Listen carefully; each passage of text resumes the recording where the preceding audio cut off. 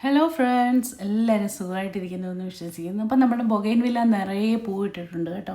Bougainvillea ഇടെ ഒരു പൂക്കുന്ന ഒരു സമയമാണിപ്പോൾ. അതുകൊണ്ട് തന്നെ നമുക്ക് ബൊഗൈൻവില്ല ചെടി നോക്കിക്കഴിഞ്ഞാൽ ഇപ്പം നിറയെ പൂക്കൾ മാത്രം കേട്ടോ. അതായത് ഇലയില്ലാതെ തന്നെ പൂക്കുന്നൊരു വെറൈറ്റിയാണ് നമ്മുടെ ബൊഗൈൻവില്ല. അപ്പം നമ്മുടെ ഗാർഡനിലൂടെയൊക്കെ ചുമ്മാ നിന്നൊരു ജസ്റ്റ് ഒരു കറക്കം ഒരു വാക്കിങ്ങിന് ഇറങ്ങിയതാണേ. അപ്പോൾ നമ്മുടെ വാഴയ്ക്കകത്ത് നോക്കിയപ്പം കാണാൻ നല്ലൊന്ന് കൊലച്ച് പൂത്ത് വന്നിട്ടുണ്ട്.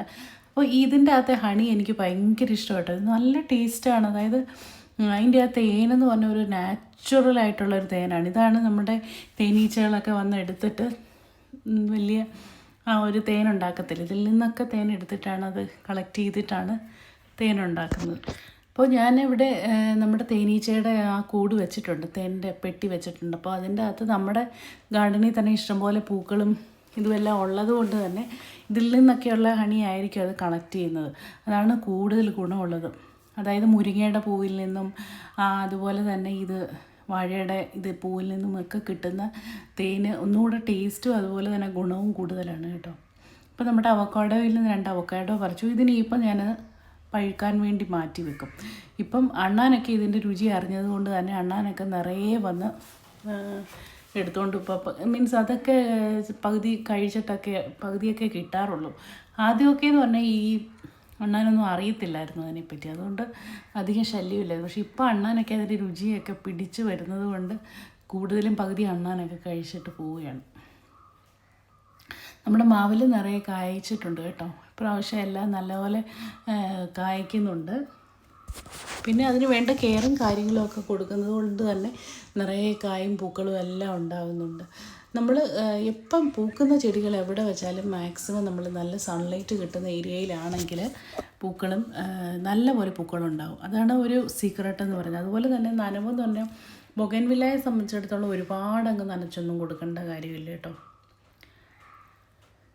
പിന്നെ കുറച്ച് പയർ, പാവൽ, അതുപോലെ തന്നെ പടവലം, അങ്ങനെയൊക്കെയുള്ള കാര്യങ്ങളുടെ സീഡ്സ് ഇട്ടതാണ്. അപ്പോൾ അന്നേരം ഇതെല്ലാം കിളിച്ചിങ്ങനെ വരുന്നുണ്ട്. അപ്പോൾ അതിന് ചുവട്ടിൽ കുറച്ച് ചാരമൊക്കെ ഇട്ട് കൊടുത്തു. ഒത്തിരി കീടങ്ങളൊന്നും വന്ന് ആക്രമിക്കാതിരിക്കാൻ വേണ്ടിയിട്ടാണ്. അതിന് കുറച്ച് ചാരമൊക്കെ ഇട്ട് കൊടുത്തിട്ട് നല്ലപോലെ നനച്ചും കൊടുത്തു. ഇപ്പം വെയിലുള്ളത് കൊണ്ട് തന്നെ നനവൊന്നും അതിൻ്റെ ചുവട്ടിലില്ല.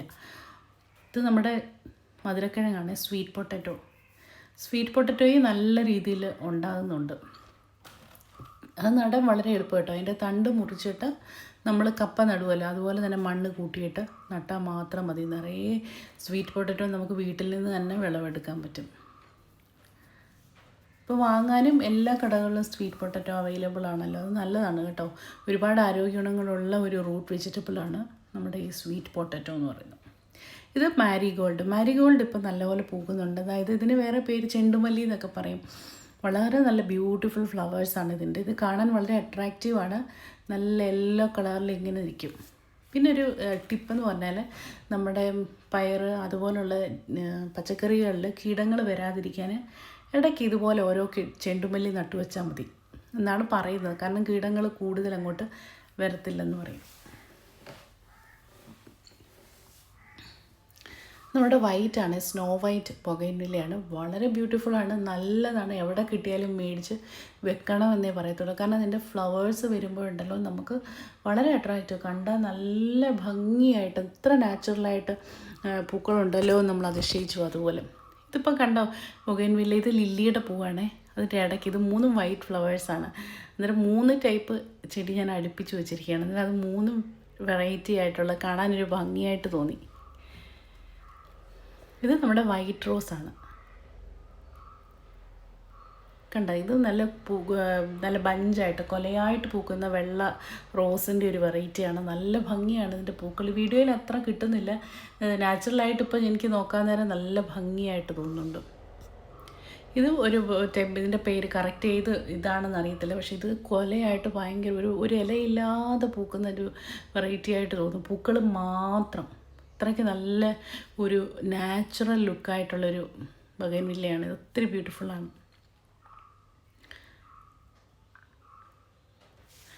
അപ്പോൾ ഇതെല്ലാം പൂക്കാനുള്ള വളങ്ങൾ ഞാൻ നേരത്തെ പഴയ വീഡിയോകളിലൊക്കെ ഇട്ടിട്ടുണ്ട് കേട്ടോ. അതിൻ്റെ അകത്തൊക്കെ കാണിക്കുന്നുണ്ട് ഏത് ഫെർട്ടിലൈസറാണ് യൂസ് ചെയ്യുന്നതെന്നൊക്കെ.